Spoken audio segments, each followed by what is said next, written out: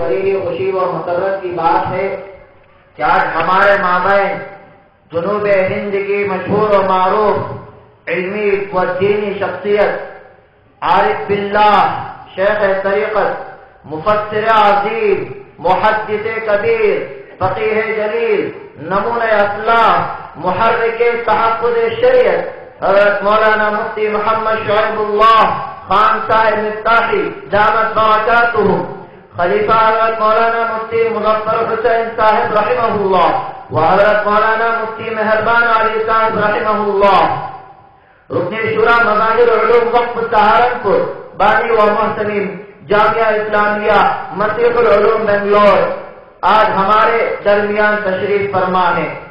حضرت اقدس دامت برکاتہم کا علمی و فکری تدبر، تعلیم و تدریسی تبحر، تقریری و تصنیفی فیضان، تربیتی و اصلاحی رجحان، سرزمین کرناٹک کی سرحد عبور کر کے بے شمار ممالک میں داخل ہو کر ہزاروں علماء کی روحوں کو جلا بخشا ہے اور لاکھوں مسلمانوں کی زندگیوں میں انقلاب لایا ہے اور انگنت انسانوں کو آراستہ و پیراستہ کیا ہے۔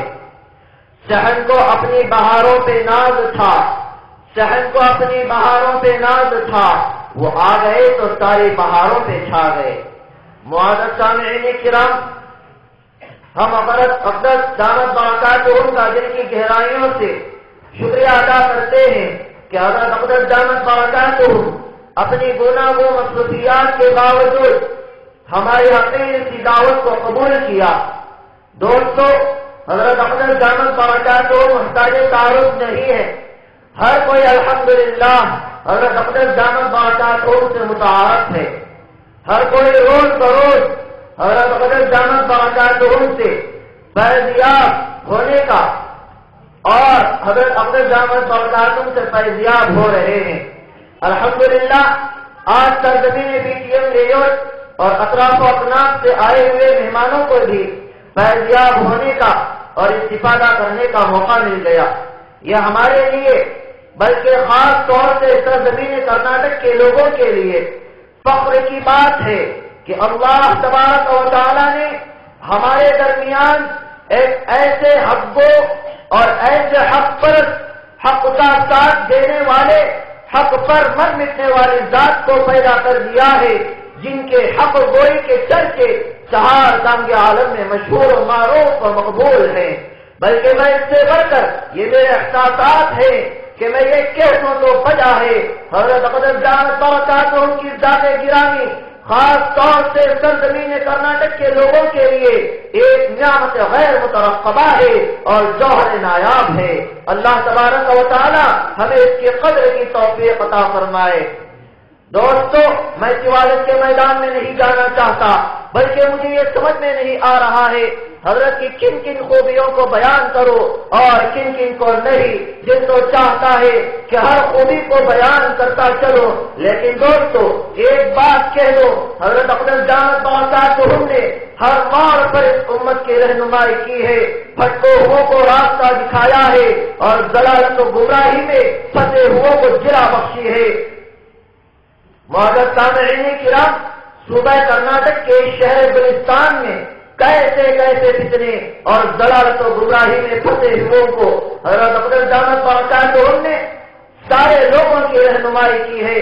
حضرت اقدس دامت برکاتہم نے فوراً اس فتنے سے مقابلے کے لیے کھڑے ہو جاتے تھے، چاہیے وہ قادیانی کا فتنہ ہو، چاہے وہ بہرلیت کا فتنہ ہو، چاہے وہ غیر مقلدیت کا فتنہ ہو، چاہے وہ بریلویت کا فتنہ ہو یا شیعیت کا فتنہ ہو یا مودودیت کا فتنہ ہو یا صدا اتحاد سے متعلق فتنہ ہو۔ معزز سامعین کرام، یہ میرے احساسات ہے جو میں آپ حضرات کے سامنے بیان کر رہا ہوں۔ گویا ہر موڑ پر اللہ تبارک و تعالیٰ نے حضرت اقدس دامت برکاتہم سے فتنے کے جڑ کو اکھاڑ کر پھینک دیا ہے اور جڑ سمیت ان تمام چیزوں کو ختم کر دیا ہے، جس کی نظیریں آپ کو حضرت اقدس دامت برکاتہم کی کتابیں اور رسائل میں مل جائیں گی۔ میرے عزیز دوستو، میں زیادہ دیر آپ حضرات کے سامنے حائل نہیں ہونا چاہتا، اب انتظار کی گھڑی ختم ہوئی، اب میں حضرت اقدس دامت برکاتہم سے مؤدبانہ اور عاجزانہ درخواست کرتا ہوں اور آپ حضرات سے بھی درخواست کرتا ہوں کہ کمر بستہ ہو کر بیٹھ جائیں. انشاءاللہ حضرت قدس دامت برکاتہم اب ہمیں اپنی قیمتی ناصحانہ کلمات سے نوازیں گے.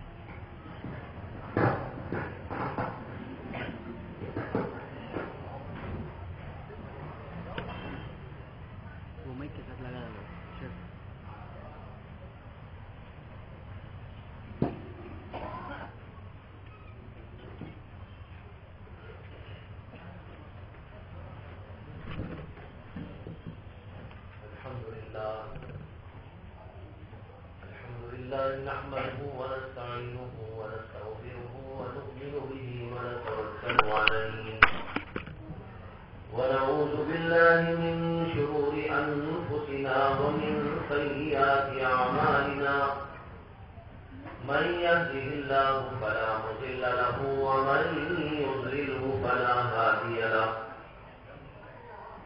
ونشهد أن لا إله إلا الله وحده لا شريك له ونشهد أن سيدنا ومولانا محمدا عبده ورسوله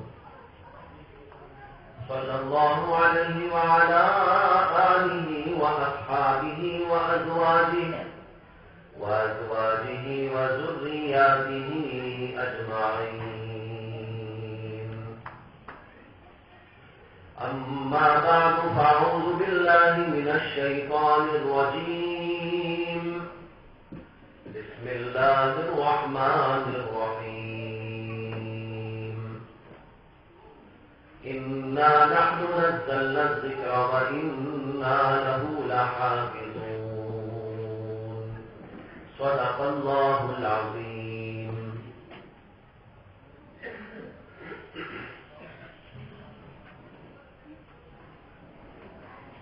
محترم حضرات، بھائیوں، بزرگوں اور دوستوں،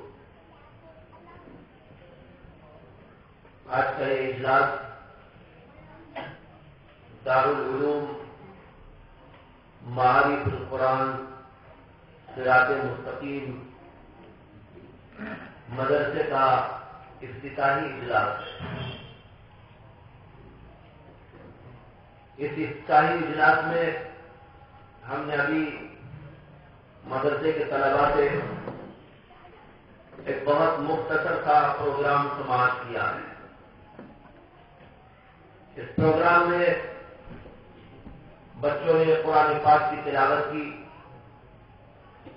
اللہ کے نبی علیہ السلام کی عقیدت میں، محبت میں نعت کا تحفہ پیش کیا، اور اسی کے ساتھ بعض بچوں نے ہمارے سامنے اسلامی عقائد کو کھول کھول کر بیان کیا، اور بعض بچوں نے اپنے مکالمے کے ذریعے دینی معلومات کو انگریزی زبان میں بڑے طریقے کے ساتھ میں پیش کرنے کی کوشش کی. یہ ساری باتیں ہمارے سامنے آئی، اور اندازہ یہ ہے کہ جو کچھ ہمارے سامنے آیا یہ دراصل بہت کچھ میں سے بہت تھوڑا سا پیش کیا گیا. بچے تو میرے خیال سے سبھی تیار ہوں گے، انہوں نے محنتیں کی ہوں گی، اور ان کی تعلیم اور ان کی تربیت کے اوپر خصوصی توجہ دی گئی ہوگی، لیکن وقت کی نزاکت کا لحاظ رکھتے ہوئے ان کے استاد نے ایک بہت ہی مختصر سا پروگرام ہمارے سامنے رکھا، تاکہ ہم کو اور آپ کو یہ سمجھ میں آئے کہ بچوں کی تعلیم و تربیت کس نہج سے یہاں پر ہو رہی ہے. خوشی ہوئی. ماشاءاللہ بچے نے قرآن پاک بھی بہت اچھے انداز سے پڑھا، اور اسی طرح جو باتیں بچوں نے پیش کی یہ بھی اس طریقے کے ساتھ اور مستند باتیں ہمارے سامنے لائے. یہ ساری وہ باتیں ہیں جو ہر مسلمان کو جاننا اور ہر مسلمان کو اس کے مطابق زندگی گزارنا ضروری ہے. اس لیے کہ مسلمان کہتے اس کو ہیں جو اسلام کو مانتا ہے اور اسلام کو اپنی زندگی کے لیے لائے عمل سمجھتا ہے. یہ ہندو مذہب کی طرح کوئی مذہب نہیں جس میں کچھ پوجا پاٹ کی کچھ باتیں کر لینے کے بعد انسان اپنی زندگی میں بالکل آزاد رہتا ہے. کمائے جس طرح وہ چاہے، کھائے جس طرح وہ چاہے، اور شادی بیاہ کرے جس طرح وہ چاہے، عقیدہ رکھے جو وہ چاہے، چاہے وہ اللہ کو مانے نہ مانے، لیکن بہرحال کچھ پوجا پاٹ کر لیا تو وہ سمجھتا ہے کہ میں ہندو مذہب کا پجاری ہوں، ہندو مذہب کا ماننے والا ہوں. اسی طریقے پر ہمارا مذہب عیسائیوں کی طرح نہیں. عیسائی من مانی زندگی گزارتے ہیں، ان کے پاس کوئی شریعت نہیں ہے، ان کے پاس کوئی قانون نہیں ہے، کوئی ضابطۂ حیات موجود نہیں ہے. ہاں، جب اتوار کا دن آتا ہے وہ اپنی چرچوں میں پہنچتے ہیں اور کچھ پوجا پاٹ کی باتیں ہوتی ہیں، اور پھر اس کے بعد ایک ہفتے تک وہ بالکل اپنی زندگی میں آزاد رہتے. یہی حال اور مذاہب کا ہے. لیکن انسان ان ساری چیزوں میں پڑھنے کے ساتھ زندگی گزارنے کا کوئی طریقہ نہیں سیکھ سکتا. اس کے لیے کوئی اصول نہیں، اس کے لیے کوئی ضابطہ نہیں، اس کے لیے کوئی قانون نہیں. وہ ایک آزاد زندگی گزارتا ہے. لیکن اگر کوئی انسان مسلمان ہو جاتا ہے، اسلام کو قبول کر لیتا ہے، تو پھر وہ ایک قانون کی زندگی گزارتا ہے، اصولی زندگی گزارتا ہے، اور چلنے میں، پھرنے میں، اٹھنے میں، بیٹھنے میں، زندگی کے تمام شعبوں میں، تمام پہلوؤں میں زندگی گزارنے کے لیے اس کے پاس ایک اصول و ضابطہ ہوتا ہے. وہ جیسے چاہے کھا نہیں سکتا، جو چاہے وہ نہیں کھا سکتا، جب چاہے نہیں کھا سکتا، بلکہ اس کے لیے قانون موجود ہے کہ قانون اس کو بتاتا ہے کہ تو کیا کھا سکتا ہے، کیا نہیں کھا سکتا، اور کس طرح کھا سکتا ہے، کس طرح نہیں کھا سکتا. اسی طرح ایک آدمی کاروبار کرنا چاہتا ہے، کاروبار میں مسلمان آزاد نہیں ہے کہ وہ جو چاہے کاروبار کر لے، نہ حلال کو دیکھے، نہ حرام کو دیکھے، نہ اچھے کو دیکھے، نہ برے کو دیکھے، اور پھر جس طریقے سے چاہے کاروبار کرنے لگے، سچ بول کر، جھوٹ بول کر، دھوکہ دے کر. نہیں، اس کے لیے اصول ہے، اس کے لیے قانون ہے، اس کے لیے ضابطہ ہے کہ اس کو یہ کاروبار کرنا جائز ہے، یہ کاروبار کرنا ناجائز ہے، اور فلاں قسم کی چیز اس کے لیے درست ہے، فلاں قسم کی چیز اس کے لیے درست نہیں ہے، اور اس طرح بیپار کرنا جائز ہے اور اس طرح بیپار کرنا ناجائز ہے. اسی طرح ایک آدمی شادی کرنا چاہتا ہے. لوگ سمجھتے ہیں شادی کرنا یا اپنے من سے اور اپنے جی سے جیسا چاہے ہم کر سکتے ہیں. لیکن اسلام کہتا ہے کہ شروع سے لے کر اخیر تک شادی کے مسئلے میں بھی تم پابند ہو. لڑکی کے انتخاب کا مسئلہ آیا، آپ پابند ہیں کہ کیسی لڑکی کا انتخاب کر سکتے ہیں اور کیسی لڑکی کا انتخاب نہیں کر سکتے. شریعت کہتی ہے دیندار کو دیکھ کر شادی کرو، لڑکے کا انتخاب کرنا ہے، وہاں بھی یہ دیکھو کہ لڑکا دیندار ہو، دینداری کو مقدم رکھ کر اس کے بعد جو چاہے آپ کرے، لیکن سب سے پہلے یہ دیکھو کہ لڑکی وہ لڑکا جس کی شادی ہونی ہے وہ دیندار ہے کہ نہیں۔ لیکن لوگ یہاں آزادی برتتے ہیں، جب شادی کا مسئلہ پیش آتا ہے، لڑکی کے انتخاب کا معیار وہ اس کو سمجھتے ہیں کہ یہ دیکھیں کہ حسین ہے کہ نہیں ہے، خوبصورت ہے کہ نہیں ہے، اور پھر اس سے زیادہ یہ دیکھتے ہیں کہ وہ مال بھی رکھتی ہے کہ مال نہیں رکھتی۔ مال کی بنیاد پر شادی کی جاتی ہے، خود ان کی بنیاد پر شادی کی جاتی ہے، حسب و نسب کی بنیاد پر شادی کی جاتی ہے۔ اللہ کے نبی علیہ السلام نے فرمایا کہ تم لوگوں کو چاہیے کہ دین کی بنیاد پر شادی کرو۔ اگر دین کی بنیاد پر شادی ہوگی، یہ شادی اچھی بھی ہوگی اور دیر پابی ہوگی، خوشیوں والی ہوگی، برکتوں والی ہوگی۔ لیکن جب لوگ شادی کرتے ہیں اور انتخاب ہی میں غلطی کرتے ہیں، لڑکے کو دیکھنے جاتے ہیں تو یہ دیکھتے ہیں کہ کماتا کتنا ہے، کیا کماتا ہے وہ نہیں دیکھتے، کتنا کماتا ہے دیکھتے ہیں۔ کیا کا سوال اگر آئے تو وہاں دیکھنا پڑے گا کہ اچھا کماتا ہے کہ برا کماتا ہے۔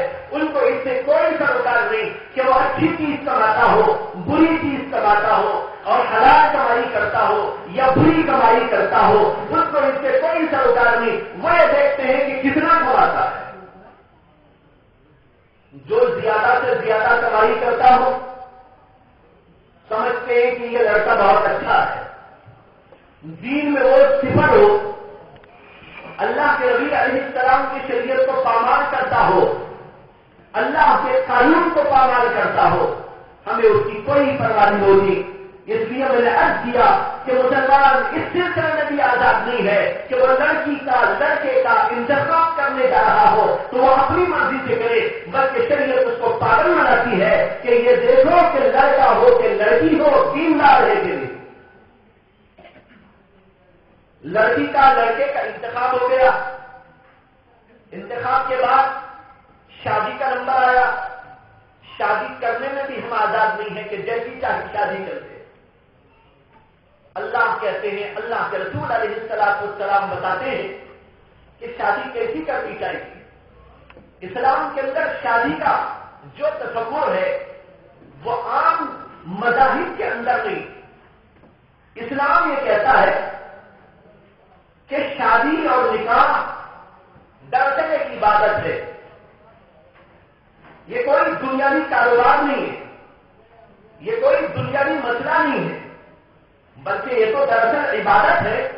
لہذا اس کو عبادت کے طریقے پر انجام دینا چاہیے۔ اس کا عبادت ہونا علماء نے ایک عجیب بات سے ظاہر کیا ہے۔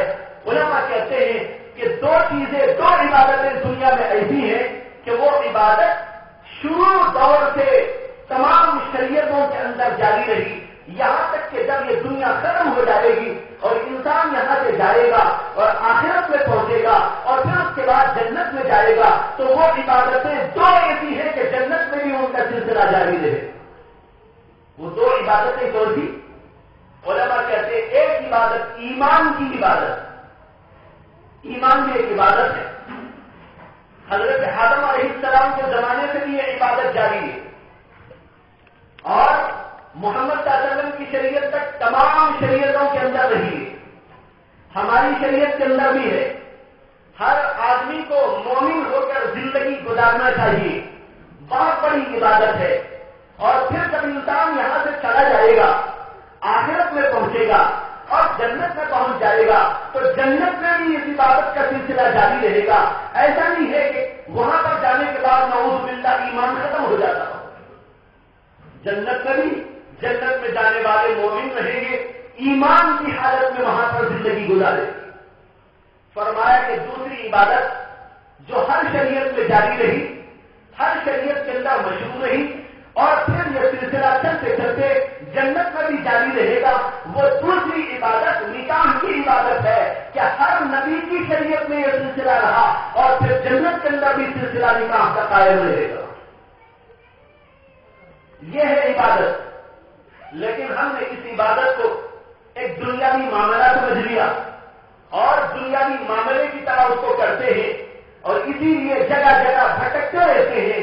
بھائیوں، ایک عبادت ہے، اس عبادت کو اسی طریقے پر انجام دینا ضروری ہے جیسے محمد رسول اللہ صلی اللہ علیہ وسلم نے انجام دیا. ہم جانتے ہیں کہ نماز پڑھنا عبادت، روزہ رکھنا عبادت، حج کرنا عبادت، ذکر کرنا عبادت، تلاوت کرنا عبادت، یہ عبادتیں اسی طریقے پر انجام دینا ضروری ہے جیسے محمد رسول اللہ صلی اللہ علیہ وسلم نے ہم کو بتایا. اگر کوئی آدمی نماز پڑھنے لگے لیکن نماز میں وہ طریقہ نہ ہو اس کا جو طریقہ محمد رسول اللہ صلی اللہ علیہ وسلم نے بتایا، آیا مسجد میں اور کھڑا ہو گیا شمال کی طرف، کھڑا ہو گیا جنوب کی طرف، یا کھڑا ہو گیا مشرق کی طرف، مغرب کی طرف اس نے رخ نہیں کیا، تو ساری دنیا جانتی ہے، ہر مسلمان جانتا ہے کہ اس کی یہ نماز نہیں ہوگی. کیوں؟ اس لیے کہ اس کا رخ بدل گیا. یہ اللہ کے نبی نے ہم کو نہیں بتایا تھا، یہ اللہ نے ہم کو نہیں بتایا تھا. نماز جو مشروع ہے وہ نماز ہے جس کے اندر رخ کیا جاتا ہے مغرب کی طرف، جس کو کعبۃ اللہ کہتے ہیں. کعبۃ اللہ کی طرف رخ کرنا ضروری. اگر کوئی رخ بدل کر نماز پڑھتا ہے ہم کہتے ہیں کہ نماز نہیں ہوگی. اسی طریقے پر اگر کوئی آدمی نکاح کرنا چاہتا ہے لیکن اس کے نکاح کا رخ محمد رسول اللہ کی طرف نہ ہو بلکہ کافروں کی طرف ہو، ہندوؤں کی طرف ہو، عیسائیوں کی طرف ہو اور لوگوں کی طرف ہو، تو وہ نکاح کیسے ہو سکتا ہے جو نکاح کے محمد صلی اللہ علیہ وسلم کے طریقے سے ہٹ کر کیا جا رہا ہے. تو یہ عرض کرنا تھا کہ مسلمان کسی چیز کے اندر آزاد نہیں. وہ عقیدے میں بھی پابند ہے کہ کیا عقیدہ رکھے کیا عقیدہ نہ رکھے، اور تمام چیزوں کے اندر پابند ہے. عبادات کے اندر بھی وہ پابند. عبادت کرے تو اس طرح کرے جیسے اللہ کے نبی نے اس کو بتایا، شریعت نے اس کو تنظیم کیا، اس سے ہٹ کر عبادت کا کوئی مفہوم نہیں. نماز کا بھی اللہ کے نبی کے طریقے کے مطابق ہونا ضروری، روزے کا بھی اللہ کے نبی کے طریقے کے مطابق ہونا ضروری، حج کا بھی اللہ کے نبی کے طریقے کے مطابق ہونا ضروری. حدیث میں آتا ہے کہ صحابی آئے مسجد کے اندر نماز پڑھنے کے لیے، اللہ کے نبی علیہ السلام ایک طرف کو بیٹھے ہوئے تھے. وہ صحابی آئے، اپنے طریقے سے انہوں نے نماز پڑھ لی. نماز پڑھنے کے بعد نبی اکرم صلی اللہ علیہ وسلم کی خدمت میں حاضر ہوئے اور سلام پیش کیا. نبی اکرم صلی اللہ علیہ وسلم نے اپنا چہرہ موڑ لیا اور ان سے فرمایا صلی فإنک لم تصلی، جاؤ نماز پڑھو، تم نے تو نماز ہی نہیں پڑھی. وہ صحابی واپس گئے اور انہوں نے دوبارہ اپنے طریقے سے اچھی نماز پڑھنے کی کوشش کی اور نماز پڑھنے کے بعد پھر حاضر خدمت ہوئے، سلامت کیا. اللہ کے نبی علیہ السلام نے پھر بھی اعلان کیا اور یہی فرمایا صلی فإنک لم تصلی، جاؤ نماز پڑھو، تم نے نماز نہیں پڑھی. وہ صحابی پھر تیسری دفعہ جا کے پڑھتے ہیں، پھر آ کے سلامت کرتے ہیں. اللہ کے نبی وہی جواب دیتے ہیں صلی فإنک لم تصلی. وہ صحابی کہتے ہیں کہ یا رسول اللہ، مجھے جیسے نماز پڑھنا آتا تھا ویسے میں نے ادا کر دی ہے، اب آپ مجھے بتائیے کہ نماز کیسے پڑھوں. اللہ کے نبی علیہ السلام کھڑے ہوتے ہیں اور ان کو ایک ایک کام، ایک ایک رکن کر کر کے دکھاتے ہیں. اس طرح کرنا چاہیے، اس طرح کرنا چاہیے، رکوع کا یہ طریقہ، سجدے کا یہ طریقہ، رکوع سے اٹھ کر یوں کھڑے ہوتے ہیں، اتنی دیر کھڑے ہوتے ہیں، ایک سجدے کے بعد پھر دوسرا سجدہ یوں کیا جاتا ہے، درمیان کے اندر یہ فصل ہونا چاہیے. اللہ کے نبی علیہ السلام نے ان کو ساری بات بتائی.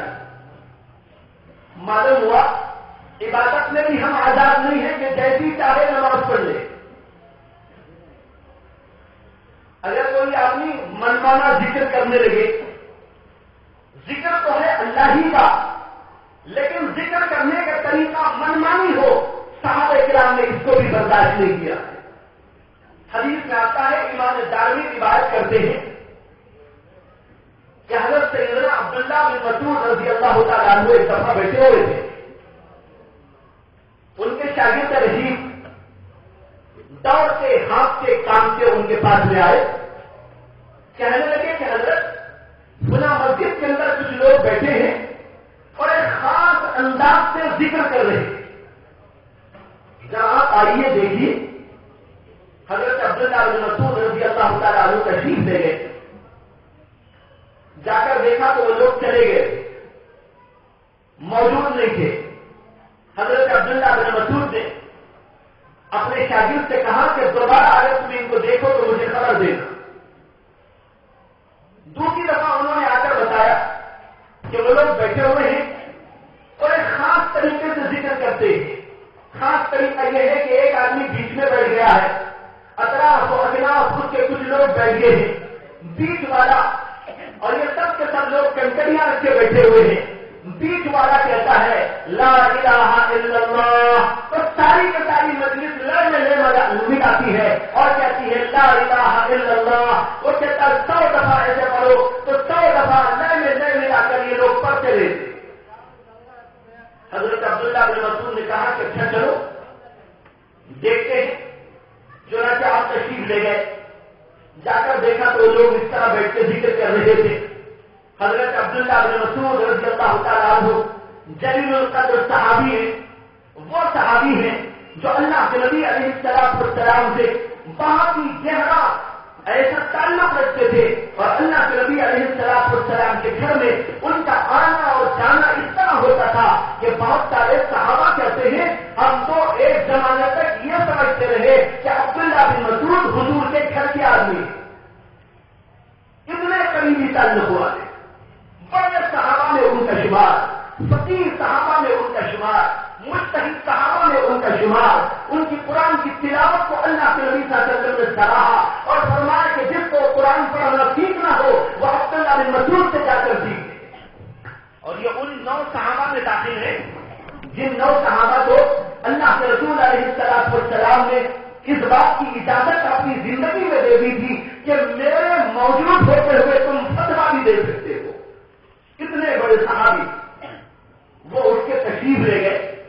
جا کر وہاں پر ان لوگوں کا یہ حال دیکھا کہ لوگ بیٹھے ہوئے ہیں، بیچ میں ایک آدمی بیٹھا ہے، کنکریاں رکھی ہوئی ہے، اور وہ لوگ اس طرح ذکر کر رہے ہیں، لے ملا کر سب کے سب کرتے ہیں لا الہ الا اللہ، لا الہ الا اللہ. حضرت عبداللہ بن مسعود جیسی عظیم ہستی وہاں پر کھڑے ہو کر ان کو ڈانٹتی ہے اور یہ کہتے ہوئے لکھا ہوا ہے کہ انہوں نے ان کو مسجد سے نکال دیا کہ تم بدعتی ہو.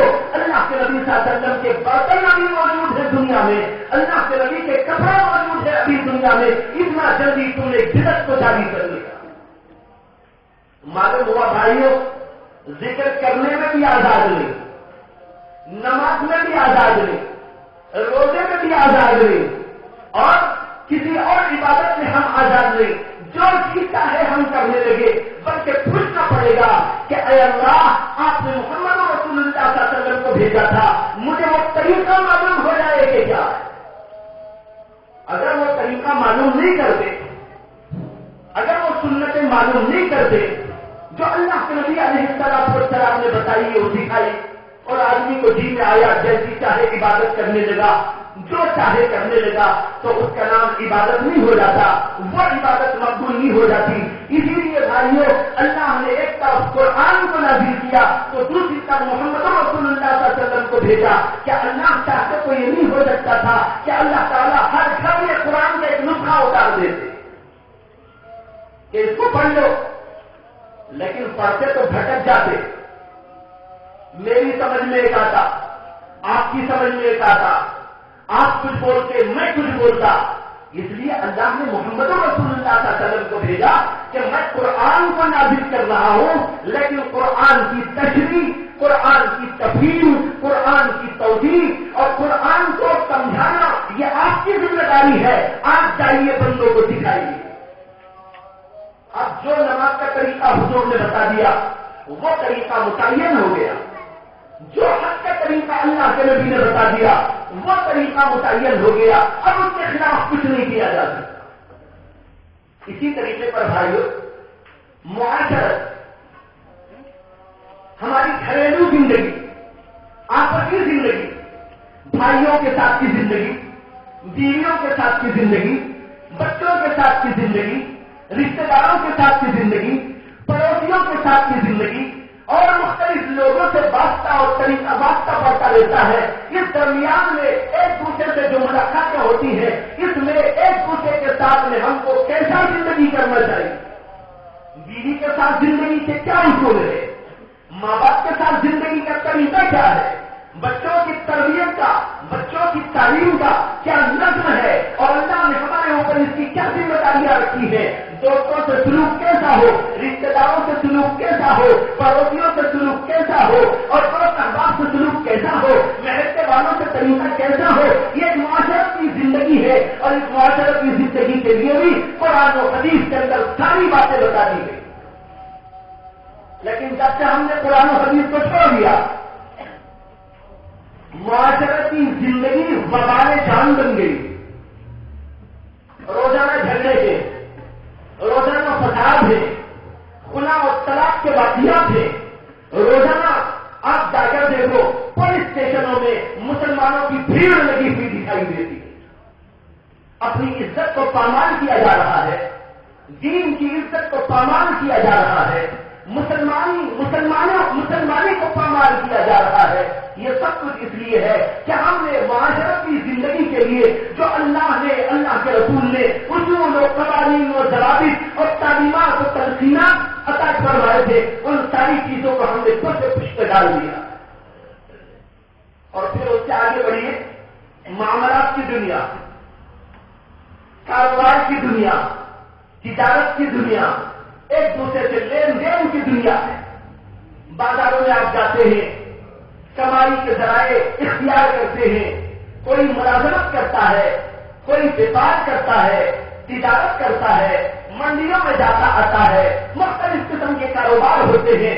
شریعت کے اندر اس کے سلسلے میں بھی اصول و ضابطے بتائے، ہم کو آزاد نہیں چھوڑ دیا گیا کہ تم جیسا چاہے کماؤ اور جو چاہے کماؤ، نہیں کمانے کا اصول ہے، جمانے کا اصول ہے، اور اسی طریقے پر کیا کمائے کیا نہ کمائے اس کے بارے میں شریعت نے احکام ہم کو دیے۔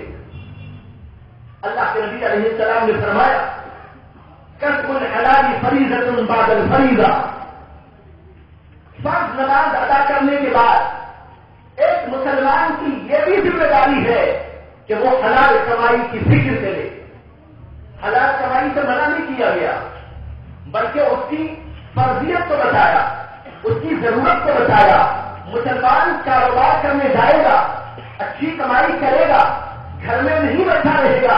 اللہ کے نبی علیہ السلام نے بہت سی احادیث کے اندر اس بات کی تعلیم دی اور تنقید فرمائی، ترغیب دی کہ کوئی مسلمان بیکار زندگی نہ گزارے، تجارت میں لگے، ملازمت میں لگے اور کسی ذریعے سے کمائی کرے۔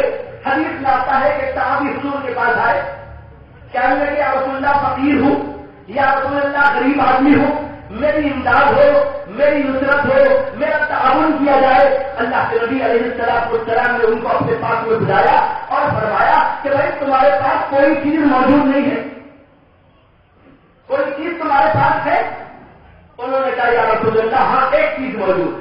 ایک پیالہ ان کے پاس موجود تھا، فرمایا کہ جاؤ اس پیالے کو لے کر آؤ۔ وہ گھر گئے اور ان کے پاس ایک پیالہ موجود تھا، وہ اٹھا کے لے آئے۔ اللہ کے نبی صلی اللہ علیہ وسلم نے صحابہ کے درمیان میں اعلان فرمایا کہ اس کو کون خریدے گا؟ ایک صاحب کہنے لگے یا رسول اللہ میں خرید دیتا ہوں 1 درہم میں۔ حضور نے فرمایا میں یزید، اس سے زیادہ دے کر کون خریدے گا؟ ایک دوسرے صحابی کہنے لگے یا رسول اللہ میں اس کو 2 درہم میں خریدتا ہوں۔ اللہ کے رسول علیہ السلام نے فرمایا کہ اچھا تم لے لو، 2 درہم لاؤ۔ 2 درہم حضور صلی اللہ علیہ وسلم نے لے لیے اور مانگتے ہوئے آنے والے صحابی کو دیا اور فرمایا کہ اس کو لے جاؤ اور بازار سے کلہاڑی خرید کر لے آؤ. سنا کہ وہ صاحب گئے, کلہاڑی خرید کے لے آئے, اللہ کے رسول کی خدمت میں پیش کی. اللہ کے رسول علیہ السلام نے کلہاڑی میں جو پکڑنے کے لیے وہ لکڑی ہوتی ہے وہ اپنے ہاتھ سے اس میں فٹ کر دی اور ان کے ہاتھ میں دے کر کہا کہ اس کو لے جاؤ, جنگل میں جاؤ, لکڑیاں کاٹو اور بازار میں لا کر اس کو بیچو, اور 15 دن سے پہلے مجھے تمہارا چہرہ نظر نہیں آنا چاہیے. میرے پاس 15 دن تک آنے کی ضرورت نہیں, 15 دن تک یہی کام کرتے رہو. وہ صحابی چلے گئے. 15 دن تک انہوں نے لکڑیاں کاٹ کاٹ کر بازار میں لا کر بیچنا شروع کیا اور تھوڑا بہت نفع بھی ان کو ہو گیا. اصل کے ساتھ نفع بھی. یہ کئی دنوں کے بعد حضور کی خدمت میں لے کر آئے. اللہ کے رسول علیہ السلام نے دیکھ کر مسکرایا اور فرمایا کہ بتاؤ یہ صورت تمہاری اچھی ہے کہ وہ صورت اچھی تھی؟ بھیک مانگ کے آئے تھے, ذلت کے ساتھ, رسوائی کے ساتھ, دوسروں کے سامنے ذلیل و خوار ہو رہے تھے, وہ صورت اچھی ہے یا یہ صورت اچھی ہے کہ آپ تم اس قابل ہو گئے کہ دوسرے کو بھی دے سکتے ہو؟ معلوم ہوا کہ اسلام ہم کو تعلیم دیتا ہے, کمائی کرو, یہ فرض ہے تمہارے اوپر. نماز کا, جمعہ کی نماز کا وقت آئے تو قرآن مجید کہتا ہے یا ایھا الذین آمنوا اذا نودی للصلاۃ من یوم الجمعہ فاسعوا الی ذکر اللہ وذروا البیع. جب جمعہ کے دن اذان ہو جائے تو نماز اور خطبے کی طرف دوڑو, اللہ کے ذکر کی طرف دوڑو. وذروا البیع, اور بے و تجارت و کاروبار کو بند کر دو. اب کاروبار کرنا جائز نہیں. اذان ہو جانے کے بعد جمعہ میں کاروبار نہیں جاری رکھ سکتے, اس کا بند کر دینا فرض ہے. اس کا بند نہ کرنا حرام اور ناجائز ہے. اور اس وقت صرف اتنا نہیں کہ بھائی ایک بھائی بیٹھا ہوا ہے, ایک بھائی نماز پڑھنے چلا گیا اور اس کو آیا تو یہ بھائی نماز پڑھنے کسی اور جگہ گیا, کاروبار بند ہی نہیں ہوا. ایک بھائی ادھر نماز پڑھتا ہے جہاں 1:30 بجے نماز ہوتی ہے, اور ایک بھائی 2 بجے نماز پڑھنے جاتا ہے, لیکن کاروبار بند نہیں کرتے. یہ قرآن کے خلاف ہے, اس لیے کہ قرآن کہتا ہے کہ اس وقت میں کاروبار کو بند کر دینا تمہارے اوپر ضروری. اچھا یہ ہوا. اب اس کے بعد اللہ تعالیٰ اگلی آیت میں کہتے فَإِذَا قُضِيَتِ الصَّلَاةُ, نماز تو آ رہے تھے, کاروبار کو بند کر دے. جب یہاں پر آ چکے ہو, اب نماز ہو گئی, خطبہ ہو گیا, نماز پہ فراغت ہو گئی. فَإِذَا قُضِيَتِ الصَّلَاةُ, جب نماز ختم ہو جائے, نماز پہ فراغت ہو جائے, فَانْتَشِرُوا فِي الْأَرْضِ, اب زمین میں پھیل جاؤ, اپنے کاروبار کرنے کے لیے جاؤ. مسجد میں آپ بیٹھے رہنا کوئی تمہارے لیے عبادت نہیں ہے. اب تم کو جانا چاہیے بازاروں میں, گھوم پھر کر کاروبار میں جانا چاہیے. وَابْتَغُوا مِن فَضْلِ اللَّهِ, اور اللہ کے رزق کو وہاں تلاش کرو.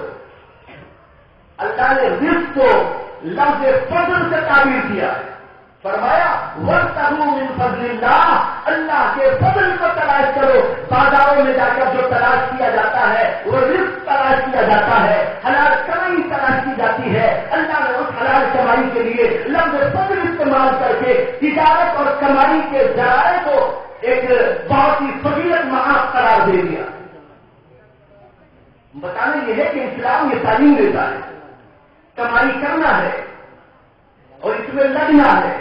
مسلمان کو بیکار نہیں رہتا ہے, مسلمان کو کسی اور کی جیب کی طرف نہیں دیکھنا ہے, مسلمان کو کسی اور کے ہاتھ کی طرف نہیں دیکھنا ہے. اس کو تو یہ دیکھنا ہے میں دینے والا بنوں, مجھے لینے والا نہیں بننا چاہیے. ایک حدیث میں اللہ کے نبی علیہ السلام کہتے ہیں اوپر کا ہاتھ نیچے کے ہاتھ سے بہتر ہوتا ہے. نیچے کا ہاتھ لینے والا ہاتھ ہوتا ہے. جب آدمی لینا چاہتا ہے نا یوں کرتا ہے, اور جب دینے والا ہوتا ہے وہ اوپر یوں دیتا ہے. دینے والے کا ہاتھ اوپر کا, لینے والے کا ہاتھ نیچے کا. اللہ کے نبی علیہ السلام فرماتے ہیں کہ اوپر والا ہاتھ یعنی دینے والا ہاتھ نیچے والے ہاتھ سے افضل و بہتر ہے. اس لیے تم دینے والے بنو, لینے والے نہیں بنو.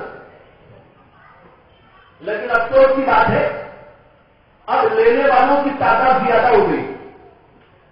نوجوان لوگ کمائی کرتے ہیں کہ نہیں کرتے, لیکن جب شادی کا وقت آتا ہے تو لڑکائی نظروں سے لڑکی والوں اور لڑکی پر نظر ڈالتے ہیں کہ وہاں سے کچھ ہم کو مل جاتے، جہیز وہاں سے مل جائے، جوڑا وہاں سے مل جائے، کار وہاں سے مل جائے، بنگلہ وہاں سے مل جائے، ضرورت کی چیزیں وہاں سے مل جائے۔ بھائیوں، ہم کو تو اللہ کے نبی نے تعلیم یہ دی ہے کہ تم دینے والے بنو، لینے والے نہ بنو۔ یہ بے حیائی کی بات ہے، یہ بے شرمی کی بات ہے، یہ ذلت کی بات ہے، یہ رسوائی کی بات ہے کہ آدمی دوسروں سے لینے کی فکر میں لگ جائے۔ اسے تو یہ فکر کرنا چاہیے کہ میں کمائی کروں اور کسی غریب سے غریب لڑکی کو بھی لینے کی میرے اندر وجہ ہے، میرے اندر کیپیسٹی پیدا ہو جائے کہ میں اس کے لیے سب کچھ فراہم کروں۔ بہرحال بتانے یہ تھا کہ یہ معاملات کی دنیا، ایک طرف تو حکم دیا گیا کمائی کرو، لیکن کمائی کے سلسلے میں اسلام کی ایک اہم تعلیم یہ ہے اجریو فی طلب۔ فرمایا کہ میرے اوپر اللہ کی طرف سے ایک وحی آئی اور اس کا القاء میرے دل میں کیا گیا، اور جو القاء کیا گیا اس کے اندر مجھے تعلیم دی گئی اجریو فی طلب۔ کمائی کرنے میں اجمال ہونا چاہیے، اس کے اندر پوری طرح انہماک نہیں ہونا چاہیے۔ آدمی دن نہیں دیکھتا، رات نہیں دیکھتا، نماز نہیں دیکھتا، اچھی اور بری نہیں دیکھتا، بلکہ دن اور رات اسی کے پیچھے لگ جاتا ہے۔ اسلام اس کو پسند نہیں کرتا کہ تم نماز چھوڑ کر، فرائض کو چھوڑ کر، اہم و ضروری کاموں کو چھوڑ کر سب کے سب اسی میں لگ جاؤ کہ بس اسی کے ہو کے رہ گئے۔ اللہ کے نبی علیہ السلام کہتے ہیں مجھ کو حکم دیا گیا ہے اجملوا فی الطلب، کہ طلب کے اندر اجمال ہونا چاہیے، اختصار ہونا چاہیے، یہ نہیں کہ اس کے اندر انہماک ہو جائے۔ اور دوسری بات یہ ہے بھائی، کمائی تو کرو لیکن کمائی میں حلال کا اور اچھی کمائی کا آدمی پر فکر سوار ہونا چاہیے۔ یہ نہیں کہ جو بھی آ جائے اس کو لینے بیٹھ جائے، اچھا آ گیا لے لیا، برا آ گیا تو لے لیا۔ اگر برائی کی چیز اور حرام کی چیز انسان کی کمائی میں داخل ہوتی ہے تو اس کی زندگی کے اندر بربادی شروع ہو جاتی ہے۔ لوگ سود سے احتیاط نہیں کرتے، رشوت خوری سے پرہیز نہیں کرتے، اور حرام مال سے پرہیز نہیں کرتے۔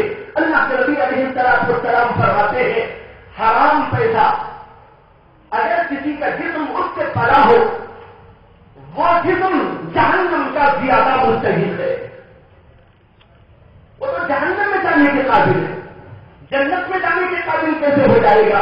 جس جسم کو پروان چڑھایا گیا ہو، جس جسم کو بنایا گیا ہو، موٹا تگڑا کیا گیا ہو حرام کمائی کے ذریعے سے، وہ جنت کے لیے نہیں، وہ تو جہنم کے زیادہ مستحق۔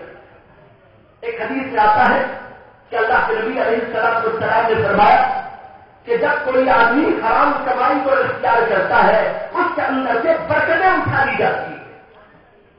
اب یہ برکتیں اٹھا لی گئی، جہنم کا آدمی مستحق ہو گیا، کاروبار کر رہا ہے، مال پیسہ تو خوب آ رہا ہے، لیکن جیسے آ رہا ہے ویسے وہ جا بھی رہا ہے۔ لوگ اس کی فکر نہیں کرتے کہ ہمارے پاس تھوڑا آئے لیکن بڑا اچھا مال آئے، اس کی فکر زیادہ کرتے ہیں کہ اچھا آئے کہ برا آئے لیکن زیادہ آئے۔ بھائیوں، زیادہ کی فکر نہ کرو بلکہ اس کی فکر کرو کہ اچھی کمائی ہو۔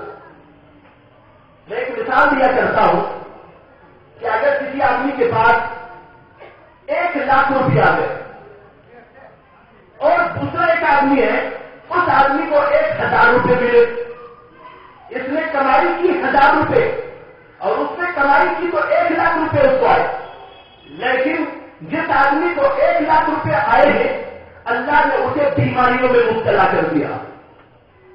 اب روزانہ ڈاکٹروں کو کھلاتا ہے، نرسوں پر لگاتا ہے، ہاسپٹلوں پر لگاتا ہے اور تقسیموں پر لگاتا ہے، یا یہ کہ کسی اور مصیبت میں اس کو اللہ نے ڈال دیا یا کسی مقدمے میں اس کو پھنسا دیا۔ اب وہ سارے کا سارا لاکھ روپے کا مال یہاں پر اجاڑ ہو رہا ہے۔ ایک وہ آدمی ہے جو 1000 روپے کمایا، وہ آرام سے اپنے گھر میں بیٹھا ہے، 1000 روپے کی چھوٹی موٹی پونجی سے اپنی ضرورت کی چیزوں کو پورا کرتا جا رہا ہے۔ آپ بتائیے کہ دونوں میں افضل و بہتر کون؟ 1 لاکھ روپے کمایا اور یوں اجاڑ ہوئے، اور ایک آدمی 1000 روپے کمایا لیکن 1 درجن کبھی اس کا بیکار نہیں ہوا، ضرورت میں خرچ ہو گیا. اور سب سے بڑی بات تو یہ ہے کہ 1000 کما کر اس کو سکون ملا اور اس کو بے سکونی مل گئی لاکھ روپے کے باوجود. اس لیے آدمی کو حلال کمائی کی فکر کرنا چاہیے. ایک بات یاد آ گئی مجھے حرام و حلال پر. دارالعلوم دیوبند میں ایک بزرگ تھے جن کا نام تھا حضرت مولانا یعقوب صاحب نانوتوی رحمۃ اللہ علیہ.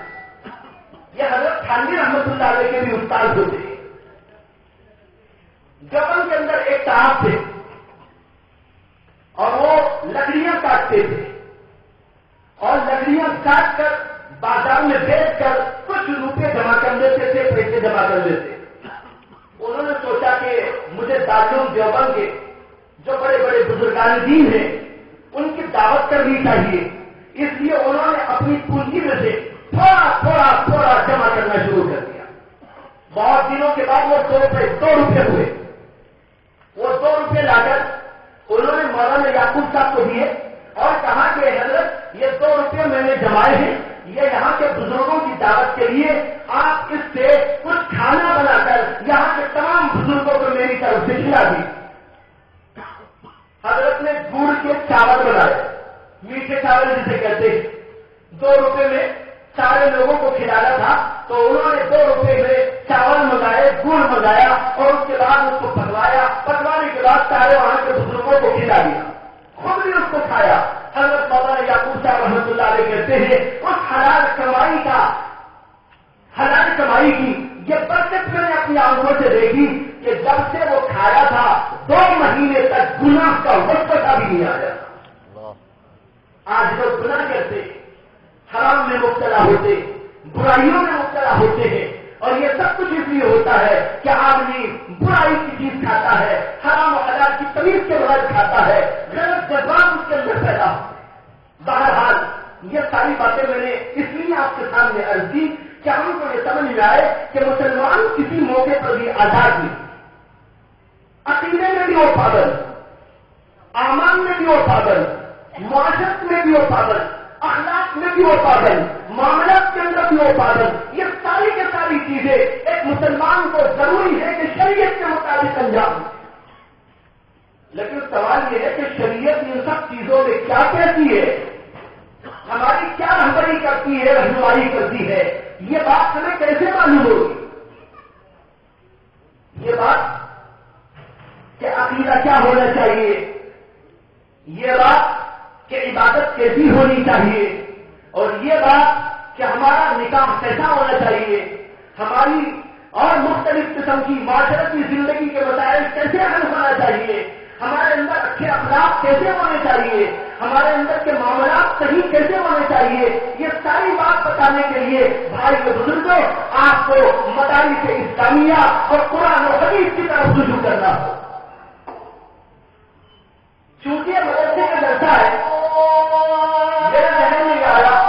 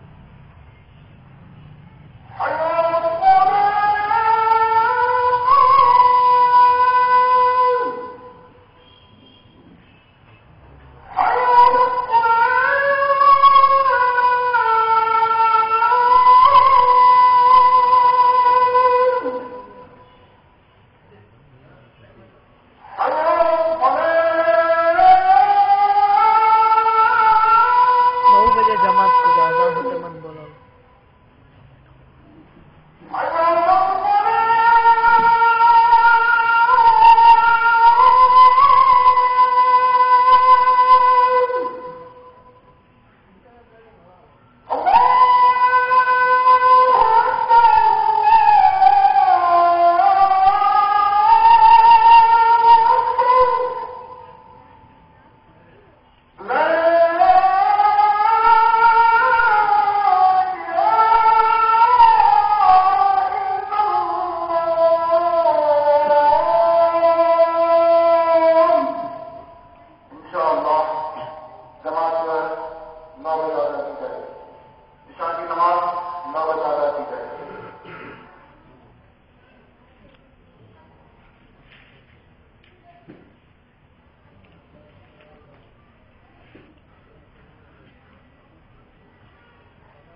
یہ جلسہ مدرسے کا جلسہ ہے، تو اس سے مجھے یہ بتانا تھا کہ مدارس اسلامیہ میں یہی سب باتیں ہوتی ہیں جو سیکھی اور سکھائی جاتی ہیں. ایک آدمی کو پکا و سچا مسلمان کیسا بننا چاہیے، اس کا عقیدہ کیا ہونا چاہیے. آج عقیدوں کے اندر بڑا فتور ہے. مسلم معاشرے کے اندر عقائد کا فتور اتنا بڑھ گیا کہ اس کی وجہ سے مسلمان بہت سارے غیر مسلموں کے عقیدے کو اپنا عقیدہ بنائے ہوئے ہیں. اس کی ایک مثال دیتا ہوں. آج کل یہ واسطوں کے نام سے ایک عجیب و غریب بے وقوفانہ اور احمقانہ قسم کی بات لوگوں کے درمیان میں چل رہی ہے. لوگ گھروں کو توڑ رہے ہیں اور ادھر کا دروازہ ادھر لگاتے ہیں، ادھر کا کمرہ ادھر بدلتے ہیں، دریچے بدل رہے ہیں اور کہتے ہیں کہ یہ واسطوں کے مطابق گھر بننا چاہیے. واسطوں کیا ہے؟ یہ غیر مسلموں کا عقیدہ ہے. اسلام سے اس کا کوئی تعلق نہیں. یہ ہندوانہ عقیدہ ہے، ہندوؤں کے ویدوں میں لکھا ہوا عقیدہ ہے. اس کو لوگوں نے ایک سائنٹیفک چیز سمجھ لیا اور اس کو اپنے گھروں میں داخل کر رہے ہیں. ایک گھر میں پہلے جانا ہوا تھا میرا، تو میں نے جو ہے اس گھر کو دیکھا تھا کہ دروازہ کدھر کو ہے. پھر چند سالوں کے بعد جب ایک مرتبہ اسی گھر میں مجھ کو وہاں کے لوگ بلائے، میں وہاں پر گیا تو دیکھا کہ دروازہ دوسری طرف کو ہو گیا. میں پریشان ہوا کہ بھائی آپ کا دروازہ تو ادھر تھا، ادھر کیسے ہو گیا؟ تو کہنے لگے نہیں، یہ واسطوں کی وجہ سے ایسا کر دیا. میں نے کہا اسلام کو واسطوں سے کوئی واسطہ نہیں. یہ اسلام ہے. اسلام یہ ایسا عقیدہ جو بالکل بے وقوفوں جیسا عقیدہ ہو، اس سے کیا آخر اسلام کو تعلق ہو سکتا ہے؟ لوگ کہتے ہیں کہ دروازہ ادھر ہو موت نہیں ہوگی، دروازہ ادھر ہو موتیں ہو جائیں گی، اور پھلا جگہ دریچہ رکھا جائے تو اس میں برکتیں آئیں گی، پھلا جگہ دروازہ نہ رکھا جائے تو نحوستیں آئیں گی. بھائی بزرگوں، اگر ہم نے دین کو اپنے گھروں میں جاری کر لیا تو خدا کی قسم ہے ساری برکتیں ہی برکتیں رہیں گی، ساری نحوستیں نکل جائیں گی. لیکن ہم نے گھروں کو مسلمان جیسا گھر نہیں بنایا. ہم نے اپنے گھروں میں نمازوں کا اہتمام نہیں کیا، اپنے گھروں کے اندر تلاوت کا اہتمام نہیں کیا. ہم نے اس کو اس انداز کا نہیں بنایا جیسے محمد رسول اللہ صلی اللہ علیہ وسلم چاہتے تھے، جیسے صحابہ کرام چاہتے تھے. تو ہم ہزار کچھ کر لیں لیکن کبھی کوئی نحوست کو آپ روک نہیں سکے. جس گھر میں نماز نہ ہوتی ہو، جس گھر میں تلاوت نہ ہوتی ہو، جس گھر میں اللہ کو یاد نہ کیا جاتا ہو، جہاں پر ٹیویاں چلتی رہتی ہو، بے حیائی کی باتیں ہوتی رہتی ہو، غلط کام جہاں پر ہوتے رہتے ہو، وہاں پر کبھی برکت نہیں آیا کرتی اور وہاں پر اللہ کے فرشتے بھی داخل نہیں ہوتے. جب اللہ کے فرشتے نہیں آئیں گے، رحمتیں کیا لائیں گے، برکتیں کیا لائیں گے، عافیتیں کیا لائیں گے، سلامتیاں کیا لائیں گے؟ وہاں تو شیطان آئیں گے اور ان کی وجہ سے نحوست بن گئی. اس لیے اسلام کے جو عقیدے پھیل رہے ہیں، ہمیں چاہیے کہ ہم علماء سے معلوم کریں، مدارس کی طرف رجوع کریں، اہل علم کی طرف رجوع کریں، علماء حق کی طرف رجوع کریں اور ہم ان سے معلوم کریں اسلام کیا عقیدہ تعلیم دیتا ہے. اسلام کہتا ہے ہر کام کرنے والا خدا ہے، وہی دینے والا وہی لینے والا. ایک بچے نے ابھی کھڑے ہو کر ہمارے سامنے عقیدوں کی فہرست پیش کر دی. بچہ بیان کر رہا ہے لیکن میں سمجھتا ہوں کہ بہت سے بڑوں کو نہیں معلوم ہے، بہت سے پڑھے لکھوں کو نہیں معلوم ہے، بہت سے گریجویٹ لوگ موجود ہیں لیکن ان عقیدہ اسلام نہیں معلوم ہے، اللہ کے بارے میں کیا عقیدہ ہو، آخرت کے بارے میں کیا عقیدہ ہو، انبیاء کے بارے میں کیا عقیدہ ہو اور تقدیر کے بارے میں کیا عقیدہ ہو، ہمارا تو یہ عقیدہ ہے سب کچھ اللہ کرتا ہے، نحوست دینا بھی خدا کا کام ہے، نحوست کو لینا بھی اللہ کا کام ہے، شفا کا دینا اسی کا کام ہے اور بیماری کا عطا کرنا اسی کا کام ہے۔ لیکن آج ہم نے معلوم نہیں کیا سمجھ لیا، آج لوگ ایسے موقع پر جب ان کو کوئی مصیبت آتی ہے، کوئی پریشانی آتی ہے، خدا کی طرف رجوع کرنے کے بجائے کوئی تو جا رہا ہے آمین و تعمیر کی طرف، اور بہت سے ایسے بھی مسلمان دیکھے گئے جو مندروں اور چرچوں میں جا رہے ہیں، مندروں میں جانے سے، وہاں پر جا کر وہاں کے پجاریوں سے کچھ لینے سے کیا ہمارا مسئلہ حل ہو سکتا ہے؟ کیا بچہ دینا اس کا کام؟ کیا لڑکی دینا اس کا کام؟ کیا ہمارے مسائل کو حل کرنا پجاری کے اختیار میں ہے؟ لیکن دیکھیے مسلمانوں میں کیسے کیسے عقیدے، کیسی کیسی غلط باتیں داخل ہو رہی ہیں۔ اس لیے بھائیوں ایک بات کو عام کیجیے، بات یہ عام کیجیے کہ ہر مسلمان پر تعلیم دینی حاصل کرنا فرض ہے اور اس کو ترغیب دیجیے، مدارس کی طرف جائیے، مدارس میں علماء سے رابطہ کیجیے، عقائد کو سیکھیے، اعمال کو سیکھیے، معاشرت کی اسلامی معاشرت کو سیکھیے، اسلامی معاملات کو سیکھیے، اچھے اور برے کی پہچان پیدا کیجیے اور اس کی تبلیغ بھی دوسروں کو کیجیے کہ یہ حق کی بات ہے، دوسروں تک پہنچانا ہماری ذمہ داری ہے۔ معاملات کی خرابی کے نتیجے میں ایک واقعہ یاد آیا مجھے، ایک لڑکی کالج میں پڑھتی تھی اور اس نے کسی جگہ سے اسلام سے متعلق کچھ کتابیں دیکھی تو اس کو بہت اچھی لگی، اس نے اسلام اندر ہی اندر قبول کر لیا۔ اس نے کہا بڑا پاکیزہ مذہب ہے، بڑا شاندار مذہب ہے، بڑا روحانیت والا مذہب ہے اور اس کے اندر بڑی نورانیت ہے۔ اس نے اسلامی کتابوں کو دیکھ کر بہت متاثر ہو کر دل میں ایمان قبول کر لیا اور وہ ہندوؤں کی لڑکی تھی، اس نے مندر کو جانا بند کر دیا۔ اب اس کا باپ اس کو بلاتا ہے چلو مندر کو، ماں کبھی اس کو بلاتی ہے، بھائی بہن اس کو بلاتے ہیں، لیکن وہ کوئی عذر کر دیتی۔ چند دنوں تک تو انہوں نے دیکھا، پھر اس کے بعد ان کے دلوں میں خدشات اور کچھ جو ہے شکوک پیدا ہو گئے کہ لڑکی مندر کیوں نہیں آتی۔ ایک دن وہ اپنی کالج گئی ہوئی تو اس کے ماں باپ نے اس کا المار کھول کے دیکھا کہ اس میں کوئی سراغ اگر ملتا ہے تو دیکھے۔ جب المار کھولا تو اس کے اندر دیکھا کہ اسلام کے بارے میں کتابیں موجود ہیں۔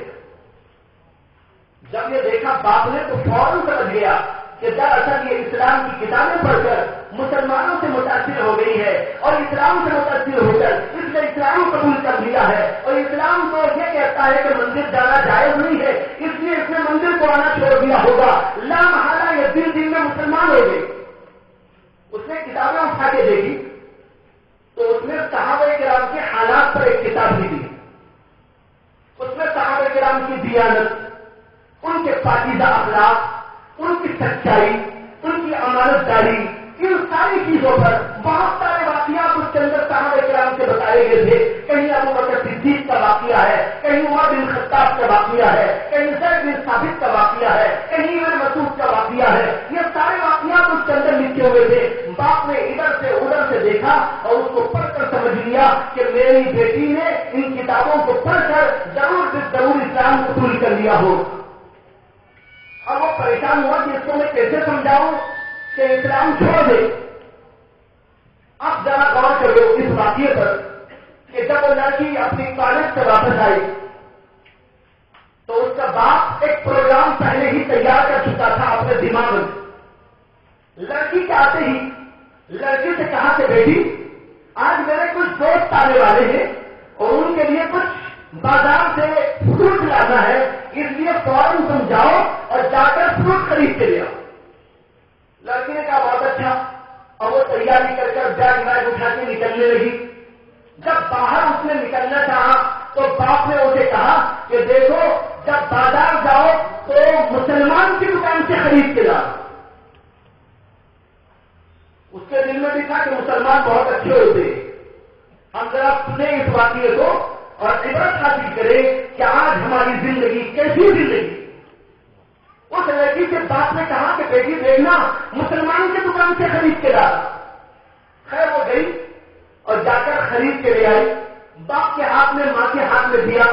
اب انہوں نے کھول کے اس کو دیکھا تو کھولتے وہ دیکھتے ہیں تو فروٹ جو آیا تھا بازار سے آدھا اچھا ہے اور آدھا سڑا ہوا ہے.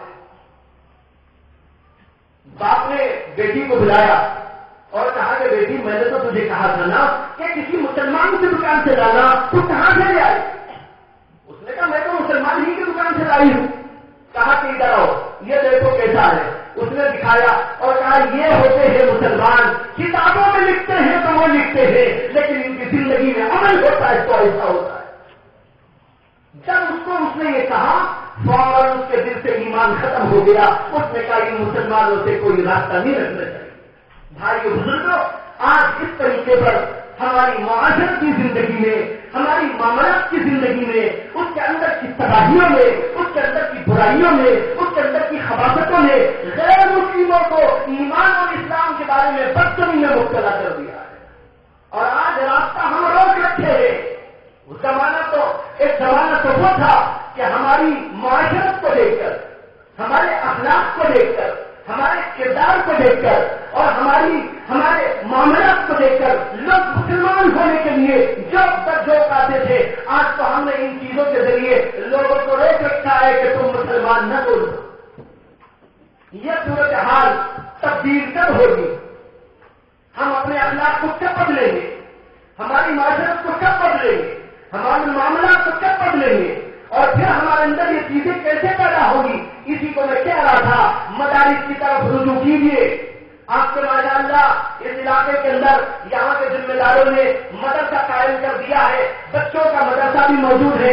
ابھی معلوم ہوا کہ بالغین کے لیے بھی تعلیم کا سلسلہ موجود ہے. اسی کے ساتھ حفظ کرنے والے بچوں کے لیے, حافظ قرآن ہونے کے لیے بہترین یہاں پر نظام موجود ہے. میں نے اوپر بھی جا کر دیکھا, ماشاء اللہ بڑی خوشی ہوئی. پارٹی کا لحاظ ہے, ڈسپلن ہے اور جو ہے لوازمات کے ساتھ میں یہاں پر نظم کیا گیا ہے. میں دعا کرتا ہوں کہ اللہ ان ذمہ داروں کو مزید ذوق عطا فرمائے, مزید شوق عطا فرمائے, مزید جذبہ عطا فرمائے اور اس سلسلے میں آگے بڑھنے کی اللہ ان کو توفیق عطا فرمائے اور اللہ ان کی مدد بھی فرمائے. لیکن اس محلے کے لوگوں نے اگر فائدہ نہیں اٹھایا اور یہاں کے علماء سے فائدہ نہیں اٹھایا, مدرسہ اپنی جگہ رہے گا, علماء اپنی جگہ پر رہیں گے. ایک بات یاد آ گئی کہ آج ہم لوگوں کا حال یہ ہے کہ مولوی سے جو فائدہ اٹھاتے ہیں وہ ہم 2-3 موقع پر اٹھاتے ہیں, اس سے زیادہ نہیں. ایک تو نکاح میں مولانا آ کر نکاح پڑھ دے, دوسرے ایک جنازے کی نماز پڑھ دے, پڑھا دے, یعنی کوئی امامت کر دے, یا نہیں تو کبھی دعا کی ضرورت پڑ گئی تو حضرت ہم جو ہے ایک حلال و حلال کی بغیر تمیز کے بغیر ایک دکان کھول رہے ہیں, آپ آ کے دعا کر دیجیے. اس میں حلال و حرام کی تمیز بھی نہیں ہوتی, اچھے اور برے کا فرق نہیں ہوتا. وہاں پر جا کر دعا کراتے ہیں. ایک بات اچھی طرح یاد رکھنا چاہیے کہ جب کوئی عالم دعا کرتا ہے ایسی جگہ پر جہاں اچھا بھی اور برا بھی ہو رہا ہے, اب دعا کرتا ہے اے اللہ یہاں پر برکتیں عطا فرما, تو وہاں برکت آنے کا تو سوال نہیں, وہ برکت کی دعا نحوست میں بدل جاتی ہے. اس لیے کہ اللہ جانتے ہیں کہ حق کیا ہے, اللہ جانتے ہیں کہ اچھا کیا ہے, اللہ جانتے ہیں کہ برا کیا ہے. اس لیے ایسی جگہ یہ دعا کرنا کہ برکت ہو, یہ برکت کی دعا قابل قبول نہیں ہوتی جہاں اچھا بھی اور برا بھی سب کچھ ہو رہا ہو. تو یہ ہے کہ آج ہم نے علماء کو ایک محدود تصور کے ساتھ میں دیکھ رکھا ہے کہ ان سے دعا کرا لینا ہے, نماز جنازہ پڑھا لینا ہے, یا امامت ان سے کرا لینا ہے, یا کہ کوئی تقریر وقریر کبھی سننی تو سن لینا ہے. اس کے علاوہ علماء سے استفادہ کرنے کا کوئی سوال ہمارے پاس نہیں. علماء سے استفادے کا مطلب یہ ہے کہ ہم ان سے جا کر مسئلے معلوم کریں اور اپنی زندگی کے احوال رکھ کر اپنے آپ کو بدلنے کی کوشش کرے, اپنے بچوں کو بدلے, اپنی عورتوں کو بدلے, اپنے گھروں کو بدلے, اپنے گھروں کو مومنہ بنائے, اپنی عورتوں کو مومنہ کردار والا بنائے, اپنے بچوں کو مومنہ کردار والا بنائے. اس طریقے پر یہاں سے وہاں تک اپنے آپ کو دین سے لبریز کرے, دین کی تعلیمات سے معمول کرے. اس طرح اپنے آپ کو سچا و پکا مومن بنائے. یہ بات آج ختم ہو گئی. ہم نے جزوی ایمان قبول کیا, جزوی اسلام قبول کیا. کچھ چیزوں میں ہم مسلمان ہیں, بیشتر چیزوں میں ہمارا اسلام سے تعلق نہیں ہے. مسجد میں آتے ہیں تو مسلمان ہو جاتے ہیں, گھر میں جاتے ہیں تو خوش ہو جاتے ہیں. کسی دینی ادارے میں آتے ہیں تو ایسے بال رکھتے ہیں کہ اللہ کا خود دہر آئے ہیں, اور جب اپنے بازاروں میں اور اپنی منڈیوں میں جاتے ہیں تو ایسا لگتا ہے کہ جنگل جا رہے ہیں. دونوں جگہ کا رخ الگ الگ ہوتا ہے, جیسے ان دونوں کا رخ الگ الگ ہے. بھائی بزرگوں, مومن کہیں بھی ہو اس کے اندر سے مومنانہ کردار کی جھلک ہو جائے. چل رہے ہو, پھر رہے ہو, کھا رہے ہو, پی رہے ہو, بازار میں جا رہے ہو, مسجد میں چلے جا رہے ہو, ہر جگہ دیکھنے والا سمجھے کہ کوئی محمد کا غلام جا رہا ہے. لیکن آج سب کو دیکھے تو کہنے والے کہتے ہیں کوئی ابو جہل کا غلام جا رہا ہے. کسی کو دیکھے تو یوں سمجھ میں آتا ہے کہ یہ کوئی کچھ کا غلام جا رہا ہے. کسی کو دیکھے تو یہ سمجھ میں آتا ہے کہ یہ فرعون کا غلام جا رہا ہے. ہمارا کردار مومنانہ نہیں ہے, ہمارا طرز زندگی مومنانہ نہیں ہے. اس لیے میں نے عرض کیا کہ آپ ضرورت ہے اس بات کی کہ مسلمان اپنے آپ کو بدلنے کی کوشش کرے. اللہ نے قرآن میں اعلان کیا, یا ایھا الذین آمنوا ادخلوا فی السلم کافہ, اسلام کے اندر مکمل طور پر داخل ہو. یا اب تک کا مسلمان ہونا, یا اب تک کا اسلام, یا اب تک کا ایمان, یہ اللہ کے ہاں مقبول نہیں ہے. اللہ چاہتے ہیں کہ پورے مسلمان ہو جاؤ. تمہاری آنکھیں بھی مسلمان ہو, تمہارے پیر بھی مسلمان ہو, تمہارا دماغ بھی مسلمان ہو, تمہارا دل بھی مسلمان ہو, تمہارے ہاتھ پیر بھی مسلمان ہو, تمہارا کھانا بھی مسلمان ہو, تمہاری شادیاں بھی مسلمانی جیسی ہو, تمہارے گھر کا انداز بھی مسلمانوں کا جیسا ہو, تمہارا کردار بھی مسلمانوں جیسا ہو, تمہاری معاشرت بھی مسلمانوں جیسی ہو. ایسا نہیں ہے کہ عبادت تو مسلمانوں کے جیسی, معاشرت اور معاملات یہودیوں اور عیسائیوں جیسے, اور ہماری مختلف چیزیں اور شادی بیاہ کے رسمیں یہ کافرانہ اور ہندوانہ جیسی ہو, یہ اللہ کے ہاں مقبول نہیں. اس لیے میں آپ کو دعوت دیتا ہوں, آج کے اجلاس سے پیغام پہنچاتا ہوں کہ آپ سب کے سب عہد کریں کہ ہم پکے اور سچے مومن بنیں. اپنے ظاہر کو بھی بنائیں گے, اپنے باقیوں کو بھی بنائیں گے, دل کو بنائیں گے, اللہ کا خوف اس میں داخل کریں گے, اللہ کا تقویٰ اس کے اندر داخل کریں گے, اللہ کی محبت اس کے اندر داخل کریں گے, اللہ کا تعلق اس کے اندر داخل کریں گے, آخرت کا فکر اس کے اندر داخل کریں گے. ہم کو دنیا میں ہمیشہ رہنا نہیں ہے, یہاں سے ہم کو جانا ہے. جانے ہی کے لیے ہر آدمی آتا ہے. وما جعلنا لبشر من قبلك الخلد, اے محمد صلی اللہ علیہ وسلم آپ سے پہلے بھی ہم نے کسی انسان کو دنیا میں ہمیشہ کی زندگی نہیں دی ہے, اور آپ کو بھی نہیں دیں گے, اور آپ کے بعد بھی کسی کو نہیں دیں گے. دنیا میں جو بھی آیا جانے ہی کے لیے آیا ہے, اس لیے تم بھی جاؤ گے, آپ بھی جائیں گے, میں بھی جاؤں گا, سب کے سب یہاں سے جائیں گے. اس لیے اپنے دلوں میں فکر آخرت پیدا کی. اگر آخرت کی فکر پیدا ہو گئی, زندگی کو سنبھالنا بڑا آسان ہوتا ہے. اللہ کا ڈر اور خوف پیدا ہو گیا تو زندگی کو بنانا بڑا آسان ہوتا ہے. اس لیے کہ اللہ کا ڈر ہماری آنکھوں کو, ہمارے دل کو, ہمارے دماغ کو, ہاتھ پیر کو, سب کو کنٹرول میں رکھتا ہے. وہ اللہ کے ڈر اندر سے بتاتا ہے کہ تیری آخرت استعمال ہو رہی ہے, اس کو جھکا لینا چاہیے. تیری زبان غلط استعمال ہو رہی ہے, اس کو بند کر لینا چاہیے. ہاتھ غلط جگہ اٹھ رہا ہے, اس کو روک دینا چاہیے. پیر غلط جگہ چل رہا ہے, اس قدم کو روک دینا چاہیے. یا اندر اگر اللہ کا ڈر ہو, اللہ کا تقویٰ ہو, خوف و خشیت ہو, تو انسان کی زندگی کے اندر تبدیلی آنی شروع ہو جاتی ہے. اس طرح بھائیوں اپنے ظاہر کو بھی بناؤ, اپنے باطن کو بھی بناؤ, اور یہ دونوں چیزوں کو بنانے کے لیے دو چیزوں کی آپ کو ضرورت ہے. ایک علم کی ضرورت ہے اور دوسرے تقوی کی ضرورت ہے. علم آئے گا اہل علم سے, مدارس سے, مدرسے والوں سے, قرآن و حدیث پڑھنے سے اور اس کے علوم سے فیض حاصل کرنے سے آپ کو معلوم ہوگا ہم کو زندگی کیسی گزارنی چاہیے. اور دوسری ضرورت ہے تقوی کی, اور تقوی آتا ہے اہل تقوی کی صحبت سے. لہذا ایک طرف اہل علم سے جا کر فیض حاصل کرو اور ان سے علوم حاصل کرو, اور دوسری طرف اہل تقوی کی طرف رجوع کر کے اپنے دلوں میں تقوی کی اسپرٹ پیدا کر لو. اس لیے کہ قرآن کریم نے فرمایا یا ایھا الذین آمنوا اتقوا اللہ وکونوا مع الصادقین. اے ایمان والو اللہ سے ڈر کر تقوی کی زندگی اختیار کرو. اور یہ تقوی کی زندگی ملے گی کہاں؟ کونوا مع الصادقین، سچوں کی صحبت میں رہنے سے ملے گی. آج ہم اچھے لوگوں کی صحبت میں نہیں بیٹھتے، برے لوگوں کی صحبت میں رہا کرتے ہیں. اٹھنا بیٹھنا چلنا پھرنا کھانا یہ ساری کی ساری چیزیں ایسے ویسے لوگوں کے ساتھ میں ہوتی ہیں، ان کے غلط اثرات ہمارے دلوں میں پڑتے رہتے ہیں. اس لیے نیک لوگوں کی صحبت میں بیٹھنے کی بھی کوشش کرنی چاہیے. یہ دو چیزیں دو جگہ سے حاصل ہوتی ہے، پھر انشاءاللہ ہمارے اندر تبدیلی آنی شروع ہو جائے گی. اللہ سے دعا ہے کہ اللہ تبارک و تعالیٰ ہم سب کو سچے مسلمان بنا دے. اور اس جلسے کو اللہ نے جو اس وقت ہم یہاں پر بیٹھے ہیں، بچوں کو ہم نے سنا اور مدرسے کے بارے میں باتیں سنی، اللہ تعالیٰ اس مدرسے کو کامیاب فرمائے. اور جس وقت پر یہ چل رہا ہے اللہ تعالیٰ اس کو مزید ترقی کے راہ پہ ڈال دے.